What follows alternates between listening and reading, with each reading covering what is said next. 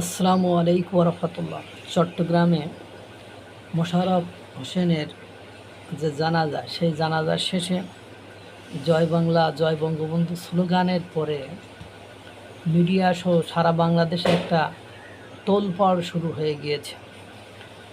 মানে যারা হাসিনা বিরোধী বা আওয়ামী বিরোধী পাবলিক, তাদের গায়ে জ্বালা চড়ে গিয়েছে।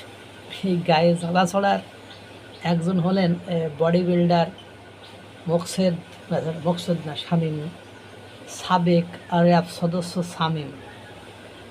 শামীম সাহেব বলছে আওয়ামী লীগের ঝটিকা মিছিল, আওয়ামী লীগকে দমন করতে সরকার লাগবে না, ওরাই দমন করে ফেলবে। এবং কইছে যে বাংলাদেশে আওয়ামী লীগের আর কোনো নেতাকর্মী মারা গেলে তাদের জানাজা পড়তে দেওয়া হবে না। কারণ জানাজা পড়তে দিলে তারা যে সেখানে জয় বাংলা জয় বঙ্গবন্ধু স্লোগান দেয়, তারা সেখানে শোডাউন করে, পুলিশের সামনে বিএনপি জামাতের নেতাকর্মীদের সামনে শোডাউন করে, এগুলো আর বরদাস্ত করা হবে না। এবং তিনি কইহাছেন যে তোদের রিক্সা চালক ভ্যান চালক মুখপুত্র শাহবাগে এসে বক্তৃতা দিয়ে যায়, তা তোরা পারলে শাহবাগে নেতারা এসে বক্তব্য দেয়। বেটা মানে সিচুয়েশন এমন একটা তৈরি হয়েছে যে ভয়ে মরে, তারপরও মুখ বন্ধ করে না। বিষয়টা হয়েছে এমন, তুই এ বক্তব্য দিচ্ছিস কেন? এটা তো মানুষ বোঝে যে তোর শাহবাগে যে কালকে জুলাই শহীদ স্মৃতিস্তম্ভে জুতা ঝুলাই দিয়ে আসছে, তারপরে আর একদিন দেখলাম যে জুলাই শহীদ স্মৃতিস্তম্ভে মূত্র বিসর্জন করে আসছে, তার নিচে ময়লার ডাস্টবিন বানাই ফেলছে। এবং গতকালকে দেখলাম ঝটিকা মিছিলে, আওয়ামী লীগের ঝটিকা মিছিলে বিএনপি জামাত হামলা করতে যে বিএনপি জামাতের 5 জন নেতাকর্মীকে আহত করেছে।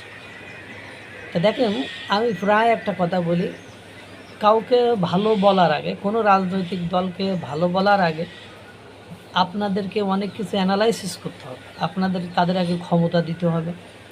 ক্ষমতা দেওয়ার পরে বুঝবেন যে তারা আসলে ফ্যাসিজমের বিশ্বাসী না অন্য কিছুতে বিশ্বাসী। যারা এখন বর্তমান সময়ে সরকারি দল এবং বিরোধী দল, তাদের কথা হইল যে আগে যারা ফ্যাসিস্ট ছিল ওদের মধ্যে কেউ ভালো থাকলেও সব ফ্যাসিস্ট। এখন আমরা যা করবো তাই, আমরা যদি কারোর কই দাঁড়াই মতো তা দাঁড়াই মতো হালাল, আমরা যদি বলো বসি মতো হালাল, বিষয়টা আমরা অন্য ওই জায়গায় নিয়ে যাব। কালকে টক শোতে আমজনতা তারেক ভাইরে দেখে বিএনপি জামাতের লোক শাসাচ্ছে, ডিরেক্ট শাসাচ্ছে, তুই এরকম কথা, তুমি এরকম কথা বলবা কেন? কারণ সে ডিরেক্ট এই দুইটি দলকে আস্তে আস্তে যে গুটি গুটি পায়ে ফ্যাসিজমের দিকে যাচ্ছে, তার একটা সুন্দর একটা তরিকা তিনি দেখিয়ে দিয়েছে।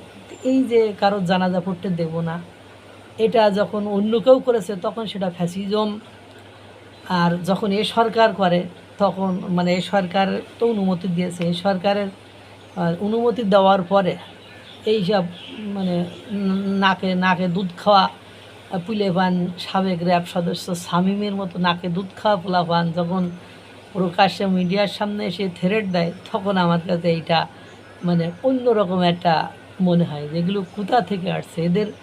এদেরকে আমরা আগে কখনো দেখিনি, মানে জুলাই গণঅভ্যুত্থানের আগে এত হ্যাডাম কোনো সময় দেখিনি। এ নাকি বহিষ্কৃত সাবেক র্যাব সদস্য। যাই হোক, এ হলো অবস্থা। এক শোডাউনেই যদি এত ভয় পেয়ে যান, বাকি তো আরও শোডাউন বাকি আছে, আল্লাহ ভালো জানে। কারণ দেশকে উচ্ছন্নে, দেশকে ধ্বংসের দ্বার প্রান্তে না নেওয়া যাওয়া পর্যন্ত যে সাবেক র্যাব সদস্যরা থামবে না, সেটা অনেকটা পরিষ্কার তার বক্তব্যে বোঝা যায়। আল্লাহ তাআলা সকলকে ভালো রাখুন, সুস্থ রাখুন। আসসালামু আলাইকুম ওয়া রাহমাতুল্লাহ।